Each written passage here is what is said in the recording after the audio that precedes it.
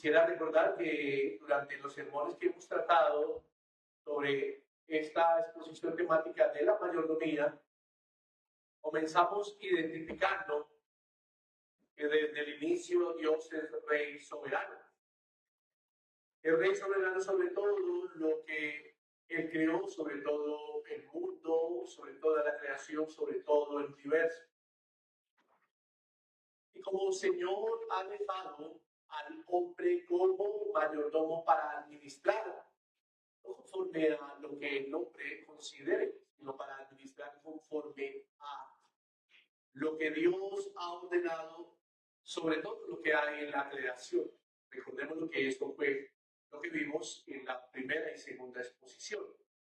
Ahora, Él ha dejado al hombre para ser un mayordomo sobre todo lo que hay en la creación, con el propósito de labrar, de cuidar y de rendir cuentas al Señor.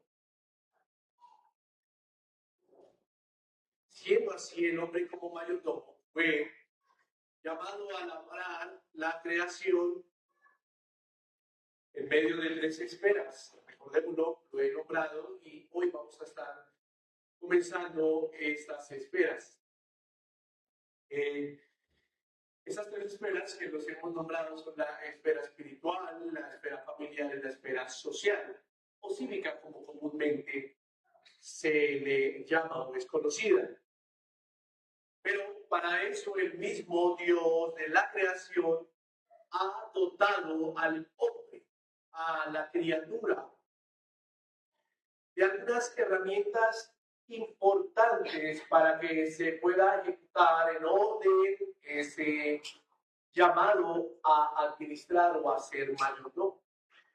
Bueno, estuvimos mirando también en esta serie de la mayordomía, estuvimos mirando a través de la Santa Escritura que el hombre también debe ser un mayordomo del tiempo. Del tiempo, porque este fue creado por Dios y es indispensable en el ordenamiento de los espacios para tener mejor cuidado de las cosas que se han de administrar. En el sermón anterior estuvimos viendo otra herramienta, por así decirlo, pero que lo entienda, que todo mayordomo debe saber que tiene y que Dios lo ha dotado para que sea un buen administrador de las cosas. Y esta es que, además del tiempo que es, gracias, la autoridad. Y es que alguien que ha sido llamado a administrar, que ha sido llamado a cuidar, a vigilar, a ser centinela, debe ordenar o administrar bien su tiempo, pero también debe tener autoridad en el ejercicio de la mayordomía, porque esta es necesaria para gobernar en medio de las esferas y actividades de responsabilidad donde Dios lo ha puesto. Hoy, como usted lo puede ver en pantalla, estaremos comenzando a mirar la esfera de lo espiritual y el título es Mayordomía de la vida espiritual, un guardián de lo sagrado.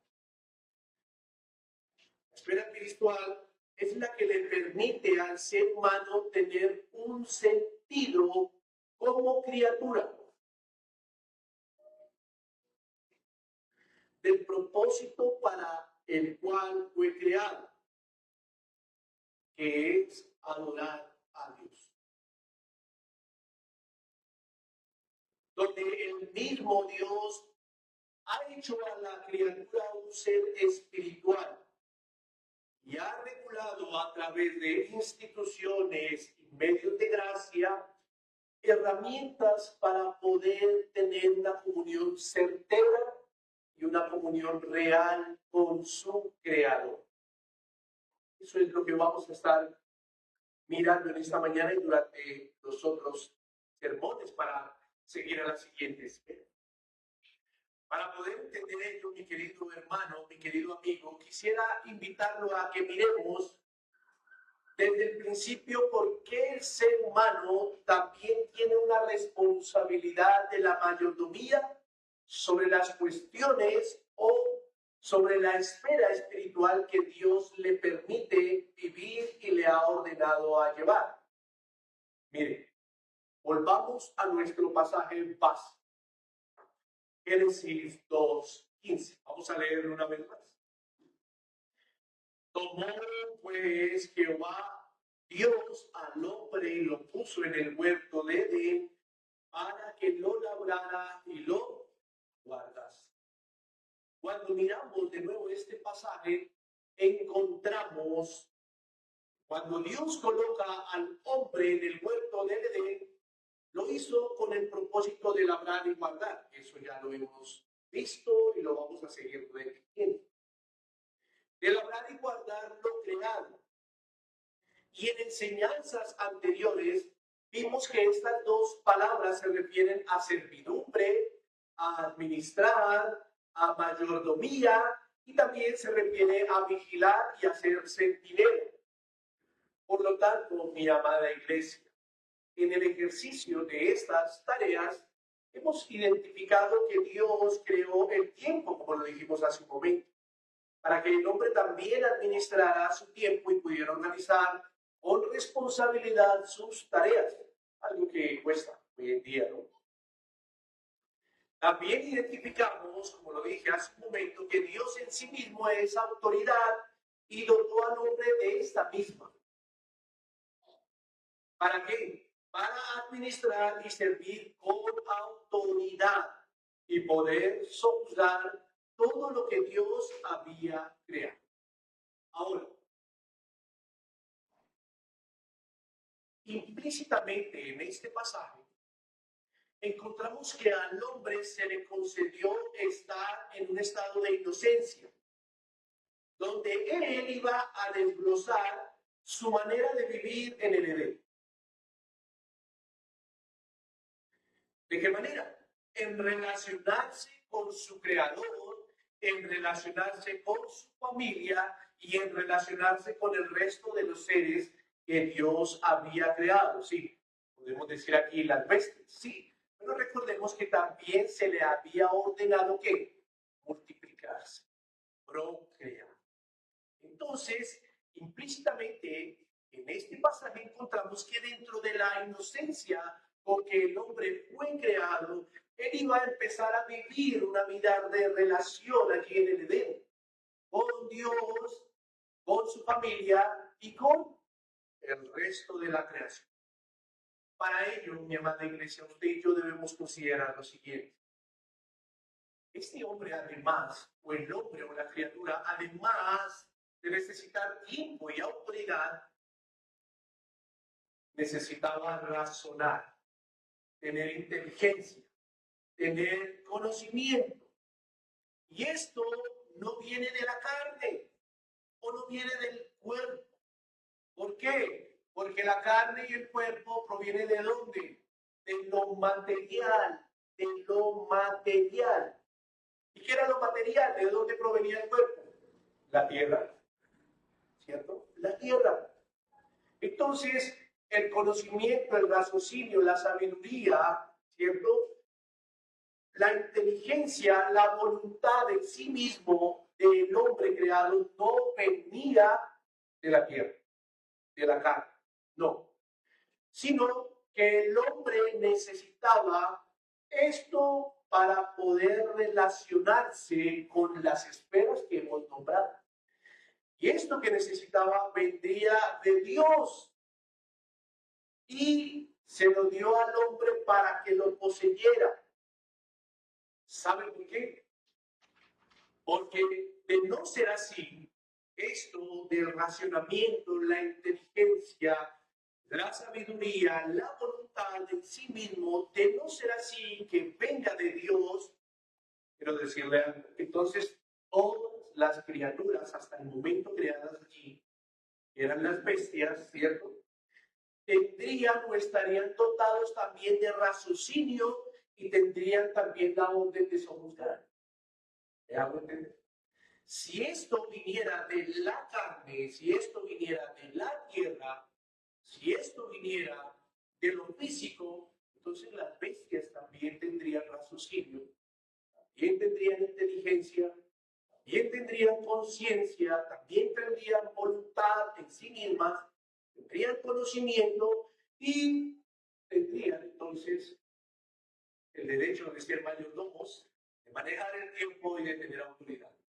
Pero como esto no es así, entonces, ¿qué es eso? Viene una pregunta, ¿qué es eso que le da la capacidad al ser humano de tener raciocinio, inteligencia, conciencia, voluntad, conocimiento? ¿Qué es eso? Bueno, como lo he dicho durante estas exposiciones, dejemos que la misma escritura sea la que nos responda. Pero antes de esto, primero quiero aclarar lo siguiente. El hombre se constituye de dos elementos esenciales. El hombre se constituye de dos elementos esenciales. Posiblemente vengan preguntas a su mente, simplemente porque hay un lastre, hay un tradicionalismo, pero dejemos que la misma escritura nos lo diga. ¿Cuáles son esos dos elementos esenciales? El cuerpo y el alma. El cuerpo y el alma. El primero, que es el cuerpo, Dios lo formó de la tierra. Y el segundo, Dios lo formó de su mismo ser. Porque lo hemos dicho hace un momento. Esto no viene de lo físico. Esto no viene de la tierra. Esto no viene de la carne. El segundo, que es el alma, Dios lo formó de su mismo ser y se lo otorgó al hombre. Entonces dejemos que la misma escritura nos lo diga. Génesis capítulo 2, versículo 7. Esto para muchos que están relacionados con palabras teológicas, esto lo llamamos dicotomía, para que lo tengan presente. Génesis 2, 7. Entonces Jehová Dios formó al hombre del polvo de la tierra, material, físico, no material, físico. Y viene lo segundo. Y sopló en su nariz aliento de vida. Y fue el hombre un ser viviente. Si nos damos cuenta, si usted repasa una vez más lo que dice la escritura, esta nos enseña que el ser humano se compone de estos dos elementos esenciales. Y note lo que dice al final del versículo. Note lo que dice al final del versículo. Y fue el hombre un ser. Entonces, el hombre no hubiese podido ser un ser viviente si Dios no hubiese creado al hombre de tal manera con estos dos elementos. Si lo hubiese dejado físico, hubiese sido una bestia más dentro de él. Pero fue necesario y esencial para la vida del hombre que él soplara ¿qué? Cuando sopla aliento de vida, ahora sí el hombre es un ser. Pero entonces los animales no son seres vivientes, sí tienen vida, pero no tienen voluntad propia, raciocinio, conocimiento, no tienen la capacidad de pensar, inteligencia. Pastor, es que mi perrito sabe dónde tiene que ir a hacer. Pastor, es que mi perrito sabe cuando yo llego. Esos animales son muy inteligentes, ¿cierto? Bueno, entonces que el animal tenga autoridad sobre la casa, ¿cierto? Y entonces que el animal salga a trabajar y lleve el alimento a la casa. Y entonces que el animal administre el tiempo y sepa cuándo tiene que ir a consentirlo usted para que se duerman los niños, sepa que también debe instruirlo en la Biblia. ¿Ya me entienden? Si miramos los otros seres creados allí en el huerto, también tenían vida, pero no tenían raciocinio, voluntad, conciencia, porque sobre ellos no hubo el nefesh en hebreo, ni no hubo el neuma en el griego, que significa espíritu y alma. Espíritu y alma. Entonces el hombre es un ser espiritual, porque tiene alma, espíritu. El nefesh de Dios en hebreo, el neuma, como lo conocemos, en el griego, de Dios. Por lo tanto, aunque vamos a estar mirando la responsabilidad que tiene la criatura de ser mayordomo de su persona integral, y cuando hablamos de su persona integral estamos hablando de cuerpo y de espíritu, alma, ¿cierto? Vamos a estar hablando de la mayordomía en esta serie sobre esto. El cuidado que debe tener de sí mismo el hombre y cómo debe hacer uso de sus relaciones en medio de las esferas ya indicadas, comienza con la mayordomía que el hombre debe tener de lo espiritual. Y su ser tiene algo espiritual, como lo estamos viendo en la escritura. Hoy comenzaremos a mirar la responsabilidad que tiene el ser en administrar su vida espiritual, en ser guardián de algo que es muy sagrado, de algo que es muy sagrado.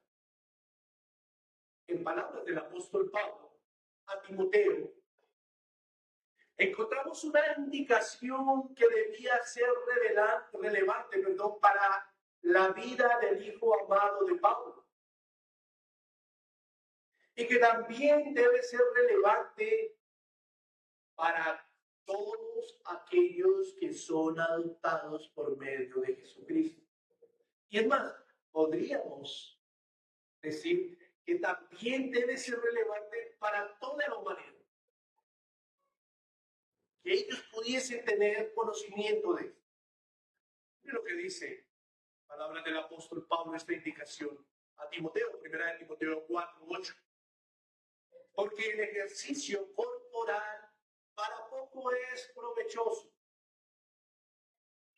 pero la piedad para todo aprovecha, pues tiene promesa de esta vida presente y de la vida venidera. Mire, mi querido hermano, entre más usted y yo vayamos al gimnasio, no vamos a tener promesa en la vida presente. Ahora, quiero aclarar esto. Note que tal indicación hace referencia a lo que constituye al hombre como ser viviente y tiene que ver con el cuerpo y con su espíritu, el alma.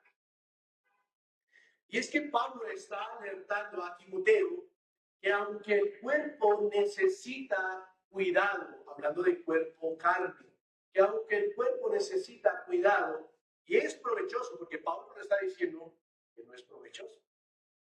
Está diciendo que el cuerpo necesita y es provechoso.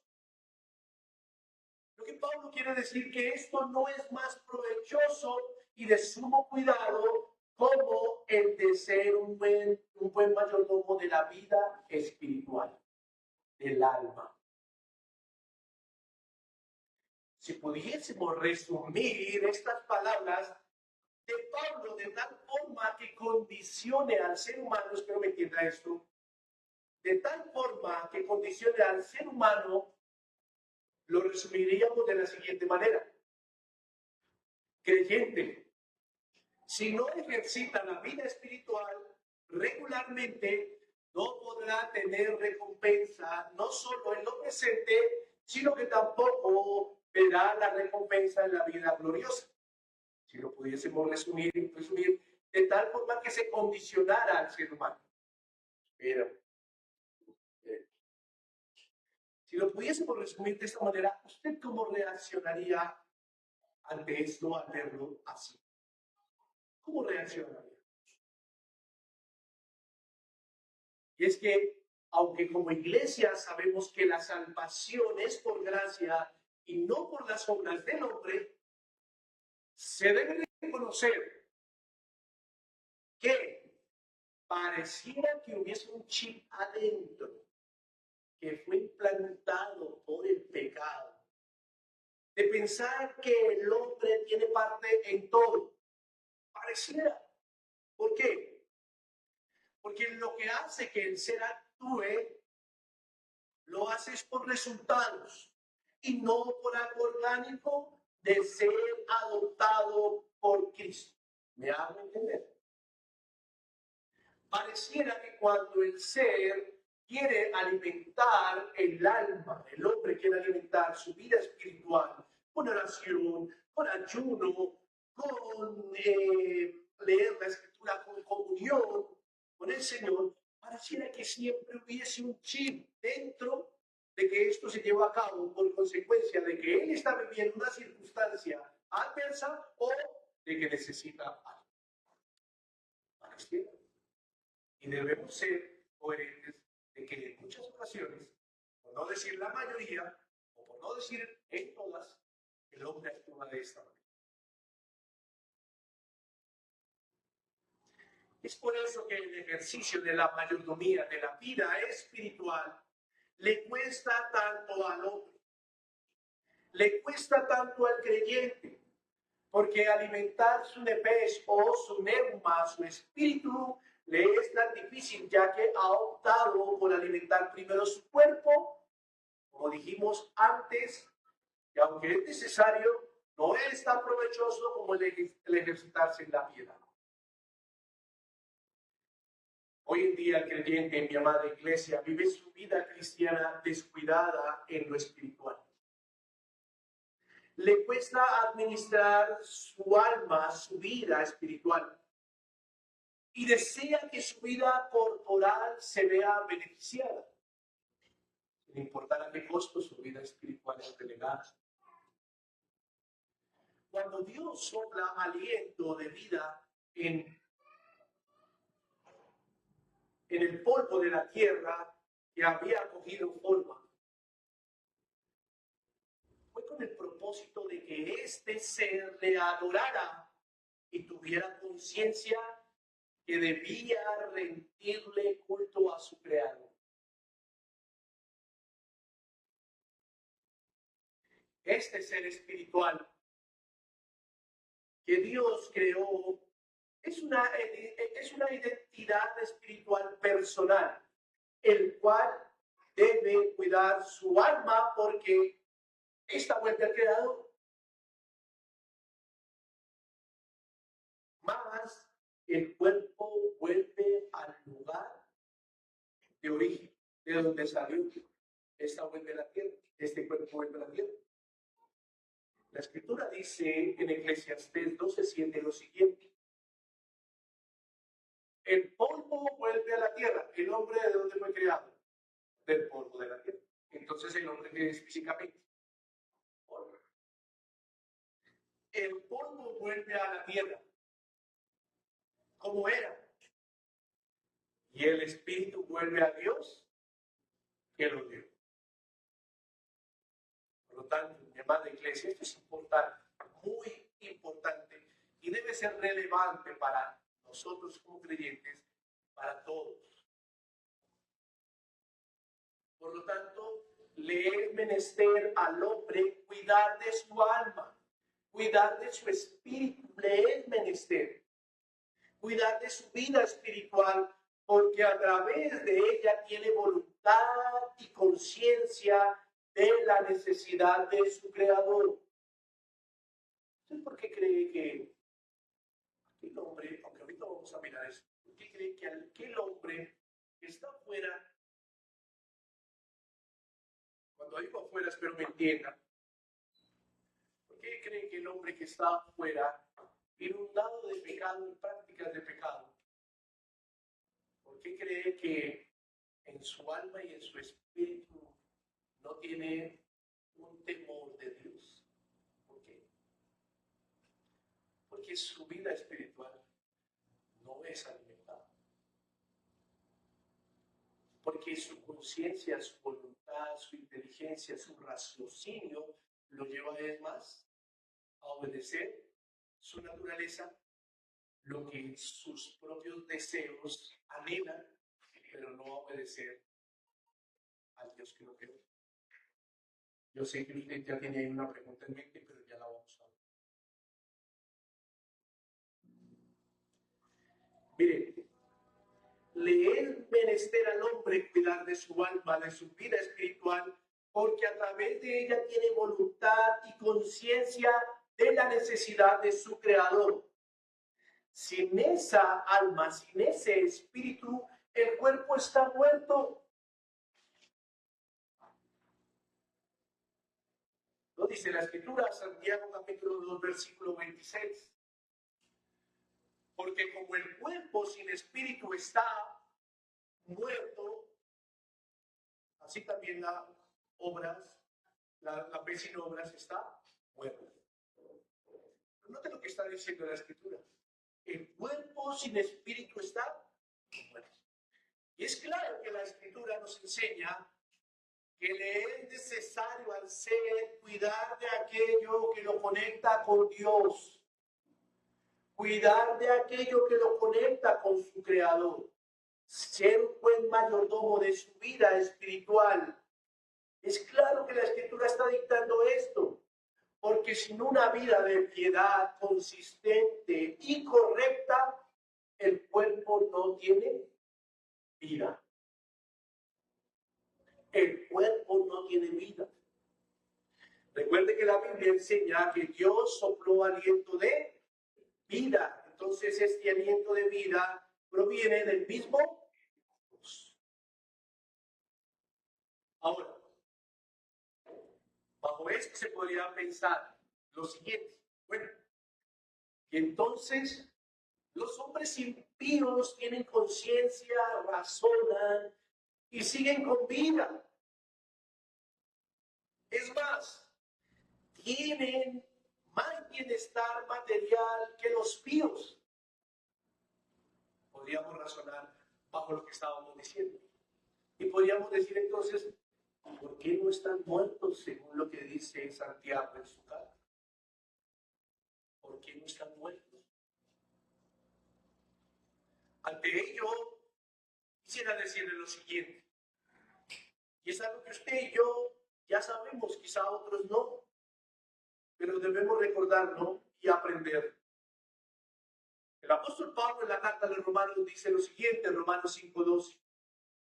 Por tanto, como el pecado entró en el mundo por un hombre y por el pecado la muerte, así la muerte pasó ¿a quién?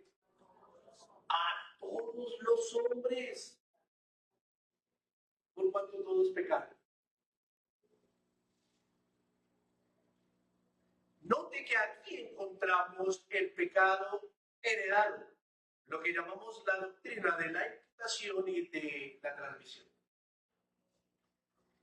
Y si notamos bien lo que dice la Escritura, encontramos que la muerte fue lo que se heredó de Adán. Y esto porque su mayordomía en lo espiritual no fue la mejor, puesto que como lo vimos y lo dijimos antes, el hombre como un ser espiritual creado para glorificar a Dios y deberse a su Creador, en el cuidado de su alma, debía obedecer a Dios en todo lo que Él había ordenado. Pero aquí hay un pero grande. Pero Adán cayó y desobedeció. Ahora, bajo esto, no podemos especular más allá de lo que nos dictan las Sagradas Escrituras. ¿Por qué? Bajo esto que estamos diciendo, muchos se han atrevido a pensar y es más, se han atrevido a decir, es que fue que Adán descuidó a su mujer. ¿Sí lo han escuchado? Adán descuidó a su mujer, por eso Eva fue la que tomó la iniciativa. No podemos caer en dictar eso, cuando la Escritura no nos lo dice. Otros dicen que es que Adán no oraba y por eso se apartó y se enfrió. No, aquí lo que debemos ver es que la Escritura nos menciona que Adán desobedeció junto con su esposa Eva. Y eso hizo que su espíritu se contaminara de tal forma que entrara pecado en sus vidas y por ende la muerte espiritual. ¿Por qué? Porque ellos ya no iban a tener esa comunión con Dios como la venían teniendo. ¿De qué manera la tenían? Directa.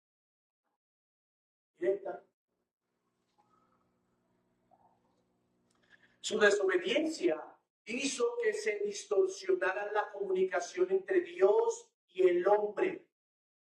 Por eso cuando Santiago dice que el cuerpo en sí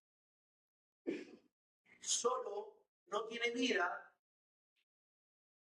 por eso cuando Santiago dice que el cuerpo si no tiene espíritu está muerto, es porque ese espíritu, por más de que tenga vida corporal, si no reconoce que depende de su creador, si no reconoce que se debe a su Dios, si no reconoce que fue creado para adorar a Dios, es un espíritu que está muerto en vida. Muchos hoy en día dicen que adoran al Señor, porque posiblemente tienen en su concepción que adorar es cantar o tocar un instrumento. Hay muchos lugares que están atestados de personas y dicen que adoran a Dios, porque saltan, cantan, gritan, revolotean, pero su vida vive en desobediencia a Dios. Posiblemente son aquellos como lo dice Santiago. Si no tienen espíritu, el cuerpo está. Aunque tengan el espíritu, si no obedecen a Dios, si no se deben a Dios, si no se deben a su creador, como Él lo ha ordenado, posiblemente lo podríamos llamar, son muertos en vida. Muertos en vida. Son personas que están destituidas de la gloria de Dios. Y a eso se refiere Pablo cuando dice que la muerte pasó a todos los hombres. Todos los hombres, por la desobediencia de uno, están muertos. Pero ¿qué hace que el hombre sea obediente a Dios? El neuma, el nepes. Cuidar de eso. Es por eso que la Escritura, en palabras de nuestro Señor Jesucristo, dice lo siguiente. Mateo capítulo 16, versículo 26. Pues, ¿qué provecho obtendrá un hombre si gana el mundo entero, pero pierde su alma? ¿O qué dará un hombre a cambio de su alma? Y es que esa es la condición de muchos. Esa es la condición de muchos que hoy tienen vidas y piensan que son felices. Argumentan que todo lo que este mundo les da es la fuente de felicidad. Las cosas materiales son las que traen a ellos las reconciliaciones hoy en día. Las cosas materiales son las que traen tranquilidad en una nación. Muchos piensan eso. Y no podemos negar, mi amada iglesia, que el Señor ha permitido toda la provisión para el sustento de su creación. No podemos negar eso.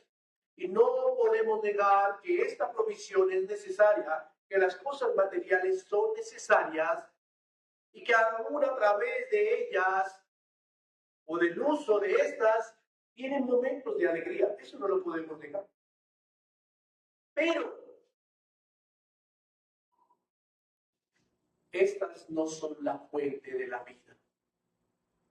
Estas no son la fuente de la alegría. Estas no traen enriquecimiento al alma a no ser que se reconozca al ser que las provee. ¿Me hago entender?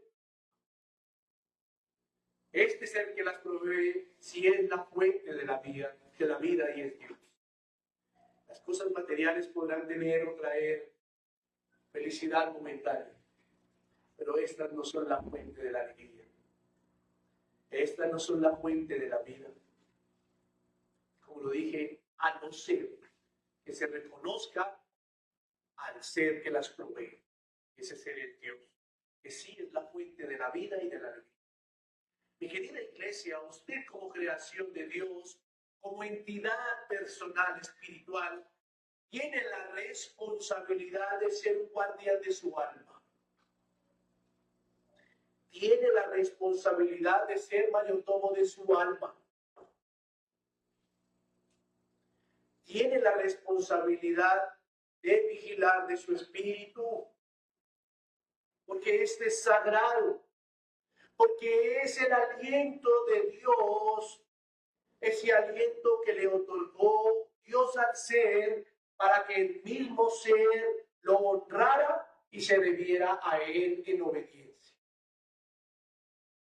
Usted, todo creyente, podríamos decir todo hombre, pero ahorita ya miramos algo, pero todo creyente tiene la responsabilidad de ser un mayordomo de su espíritu, de su alma. Porque como le digo, como lo he dicho desde el principio, este espíritu, esta alma no vino del polvo de la tierra. Eso es lo que nos hace diferentes a todas las criaturas, a todos aquellos que no tienen este soplo de Dios. Por eso, usted debe ser guardián de su alma. Usted debe ser guardián de su espíritu. Ahora, y hay que entender lo siguiente. Ya sabiendo que su alma y su espíritu es sagrado y que el hombre debe ser un guardián de este, debemos entender que esta alma es infinita, es eterna. Debemos entender que esta alma no tendrá fin. Su cuerpo sí. Ya acabamos de leer en Eclesiastés 12:7. El polvo vuelve al agua. El cuerpo se vuelve otra vez. Polvo se acaba. Pero el espíritu vuelve a quién? A Dios, a su creador. Esta alma, este espíritu, su alma es infinita, es eterna, no tiene fin. Y aquí es bueno aclarar algo. Ella no es infinita como el ser de Dios, ella no es eterna como el ser de Dios. ¿Por qué? Porque nuestras almas no coexistían con Él desde la eternidad. No. Las almas, los espíritus son eternos después de que Dios los crea y los une con el cuerpo para hacer de ellos un ser viviente. Desde ese momento las almas son eternas.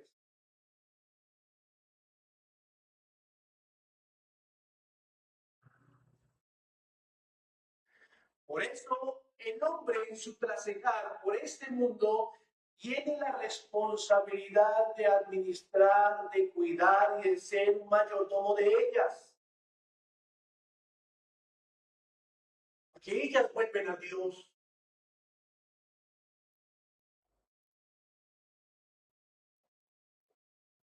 Y cuando Eclesiastés nos narra que ellas vuelven a Dios, no es que el autor de Eclesiastés ni el mismo Dios esté asegurando que cuando vuelven a Dios, ¿cierto? Todas las almas van a estar en gloria con Él. No. Cuando el autor de Eclesiastés, cuando la Escritura nos dice que el espíritu, el alma vuelve a Dios, no está asegurando que todas las almas van a estar en gloria con Él. No. Sino lo que está diciendo la Escritura es que cuando vuelven a Él como creador de ellas, las almas, Él tiene la potestad y autoridad de decidir a dónde van ellas. ¿Me hago entender?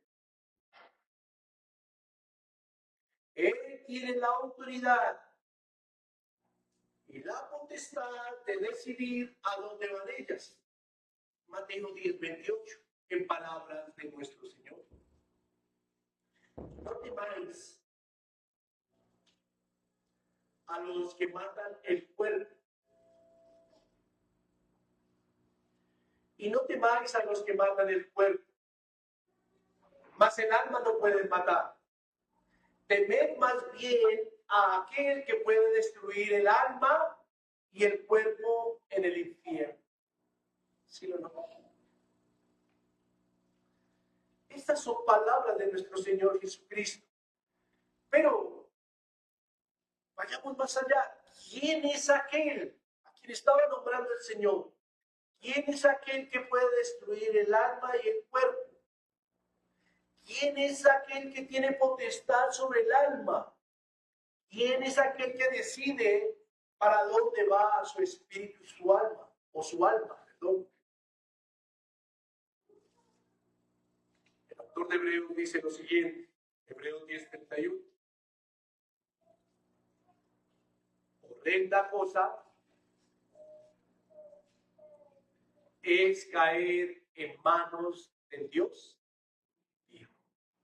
Él es el que tiene la potestad de decidir para dónde va el alma después de que se separa de su cuerpo y después de que su cuerpo, ese polvo, vuelve a la tierra. Cuando esa alma, ese espíritu vuelve a Dios, él es el que tiene la potestad de decidir para dónde va. Ahora, sabiendo esto, yo quiero preguntarle algo hasta dónde vamos de la enseñanza. ¿Será que debemos cuidar nuestra alma? ¿Será que debemos ser mayordomos de nuestra vida espiritual?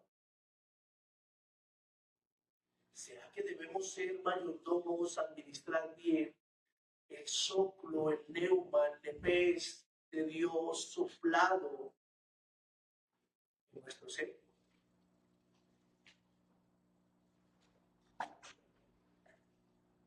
Llamada iglesia. Miren, nada nos pertenece a nosotros. Nada de lo que somos, ni nada de lo que poseemos.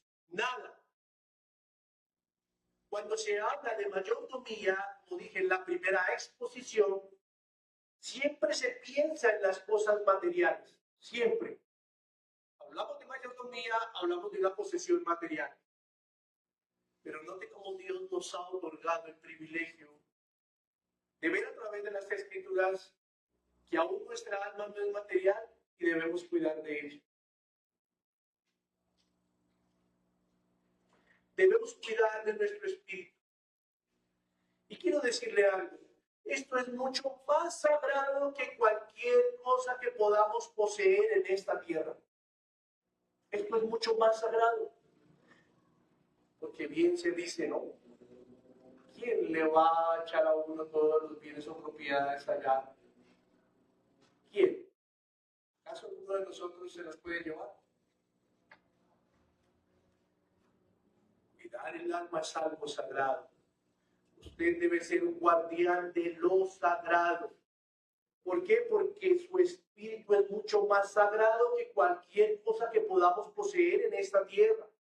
Porque a través de esa vida que nos otorgó Dios, podemos tener conciencia, raciocinio de Él.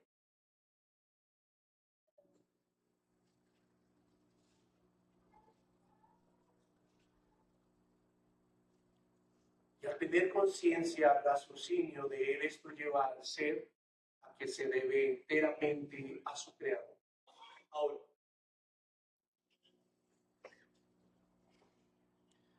como lo vimos ahorita, entonces el pecado entró al mundo. La muerte entró a todos por culpa de uno, ¿cierto? ¿Sí? Entonces, ¿qué debo hacer? Porque quizá muchos aquí pensarán, bueno, ¿y entonces qué debo hacer?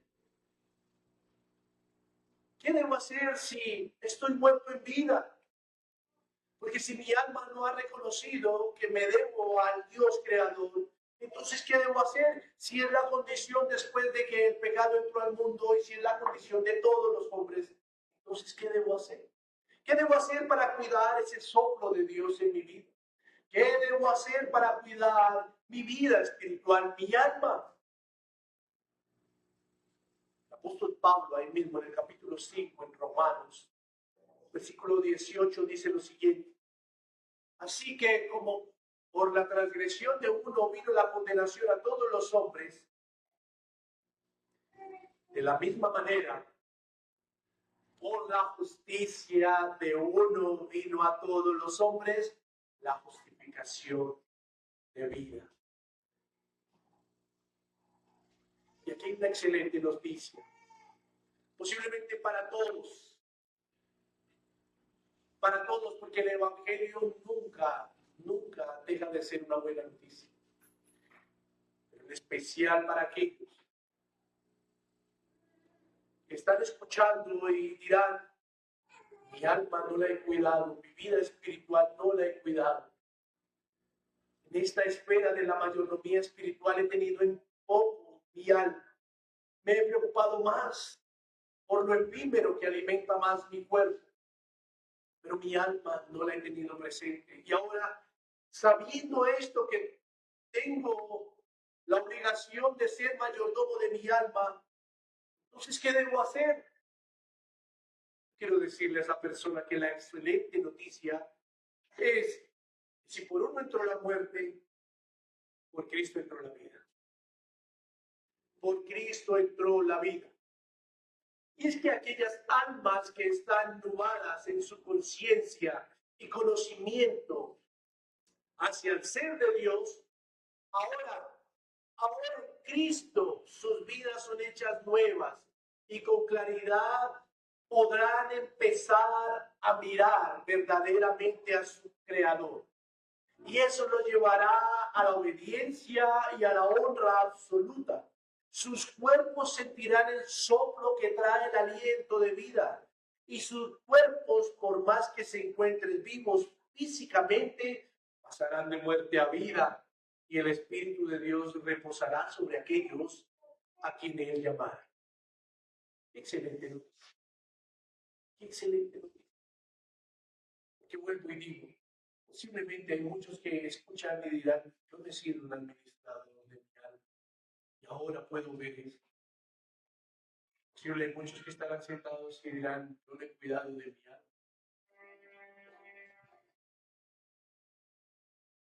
Así como por uno entró la muerte, por uno entró la vida, y ese es Cristo. Ese es Cristo. Ahora, en Cristo el alma es hecha nueva, como dice Pablo en 2 Corintios 5:17. Y orgánicamente esta debe crecer en la necesidad de cuidar bien de su espíritu, de su alma, en el ser, orgánicamente. Y eso hace que todo creyente sea consciente de que debe ser obediente a Dios y que solo a través de Cristo podrá guardar el alma. Solo a través de Cristo. Solo a través de Cristo podrá perseverar en esos medios e instituciones que Dios, en medio de la esfera espiritual, ha ordenado para que Él sea un buen mayordomo de su vida espiritual, para gloria de su nombre y para crecimiento del mismo creyente. Por eso en este tema de la mayordomía sobre la esfera espiritual, comenzando por el cuidado del alma y del espíritu, seguiremos ampliando sobre la responsabilidad que tiene el creyente en la mayordomía de estos medios e instituciones que Dios ha otorgado para cuidar su espíritu. Este es el comienzo en esta espera. Y debemos entender que Dios nos ha llamado a ser mayordomos de nuestra alma, de nuestro espíritu, porque es algo sagrado.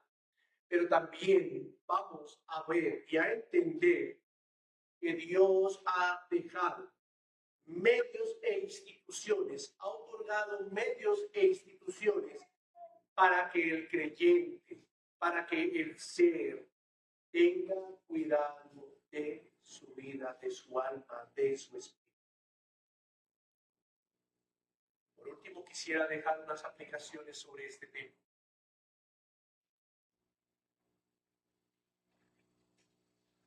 Mi amada iglesia, ejercítese en la piedad, como Pablo le dijo a Timoteo. Y aunque muchos de esos ejercicios se manifestarán en nuestros cuerpos, es menester de su alma anhelar los ejercicios de piedad para que tenga una buena conciencia a la hora de ser mayordomo de su vida espiritual. Es menester de todo creyente ejercitarse en medio de piedad. Como segundo, quisiera decirle lo siguiente: cuide su alma. Cuide su alma. Sea un guardián de ella. Así como quizás se puede ejercitar usted en las madrugadas, en las tardes o todo el día sobre lo corpóreo, dedíquele más tiempo a su alma. Dedíquele más tiempo a su espíritu. Pídale a Dios que le fortalezca en todo momento para que esa fuerza esté por encima de la pereza, por encima del orgullo y por encima de ver necesario más cuidar de otras cosas que de su misma alma. Pídale a Dios fortaleza. Quisiera colocar aquí un ejemplo en esta aplicación.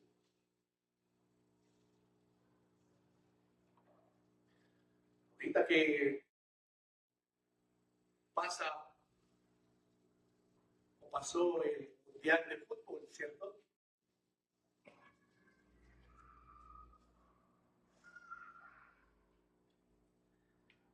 No soy adivino, pero vi muchas cosas. ¿Cuántos tuvieron la afán de salir de sus trabajos, de colocarse la camiseta, de que se secara la camiseta para ponerse al día cuando jugaba la selección?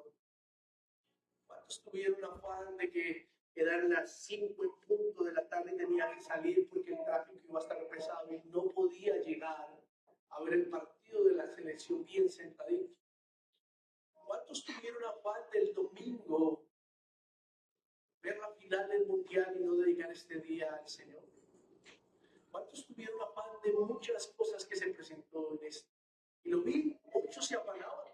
Lo vi, esto no es de ser adivino, lo vi. Muchos tuvieron afán.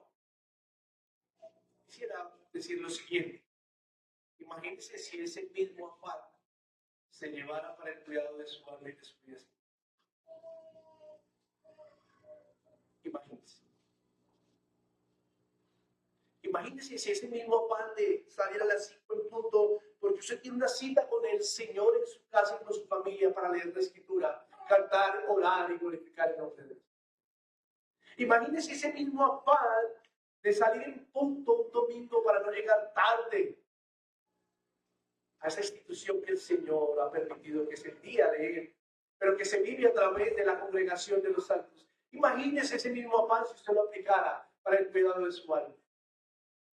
Pero no. El partido de Colombia posiblemente se volvió más importante. Imagínese ese mismo afán de que usted consideraba de que la camiseta se secara y aún detrás de la nevera la colocaba, posiblemente no, para que se secara y la pudiese llevar porque era el día que jugaba la selección. Ahora imagínese ese mismo afán para que la mejor prenda de vestir usted la pueda tener bien lista para la reunión que tiene con el Señor y con sus hermanos en el día que Él ha.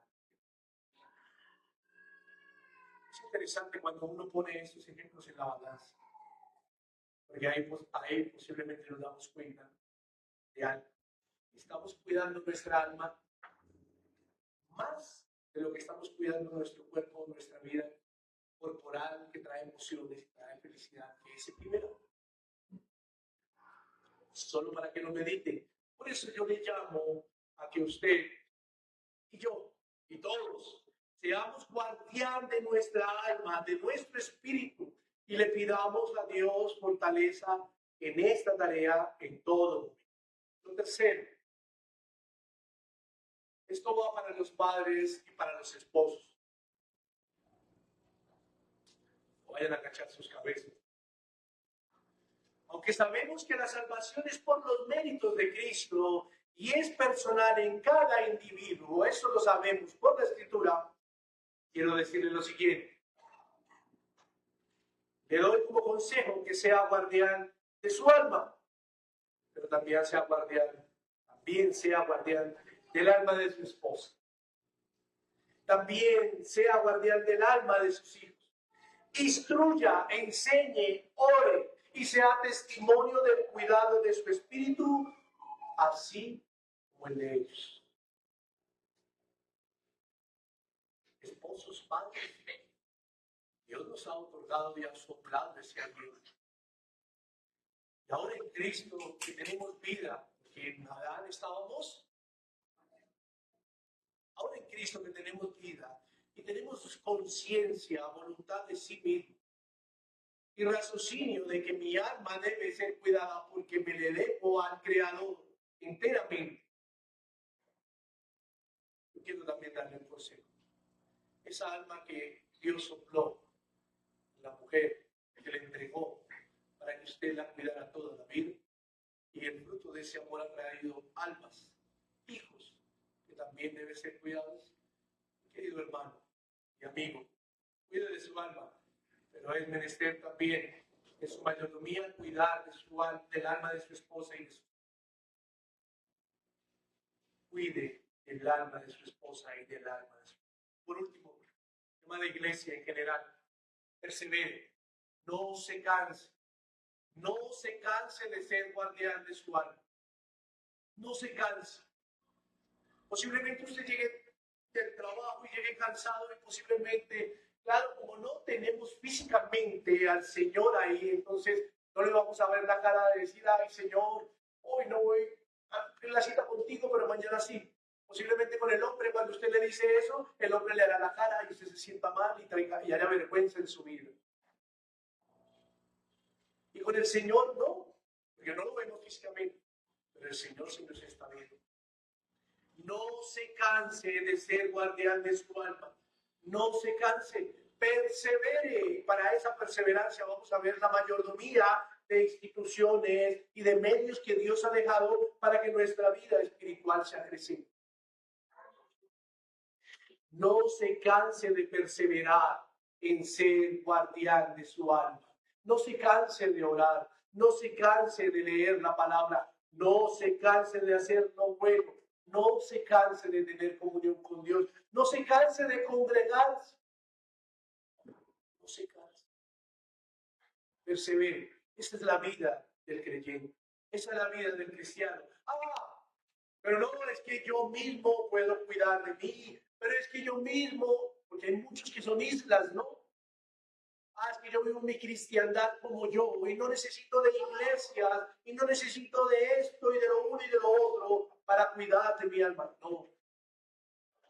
No, déjeme decirle que no es así. Y porque yo lo digo, no, porque lo dice la Escritura, o si no, el Señor no hubiese dejado medios e instituciones para que la vida espiritual de todo creyente sea fortalecida. Persevere. No se canse de ser guardián de su alma. Ánimo en Cristo, mi querida iglesia. Ánimo en Cristo, mi amado amigo. Usted se ha sentado y ha escuchado. Posiblemente está evaluando, diciendo, mi alma no ha reconocido, mi espíritu no ha reconocido a Dios, no he cuidado de ella. Bueno, la excelente noticia es que si en Adán estaba muerto, ahora en Cristo tiene vida. Que Dios nos ayude cada día para ser hallados fieles a administrar. Vamos a orar.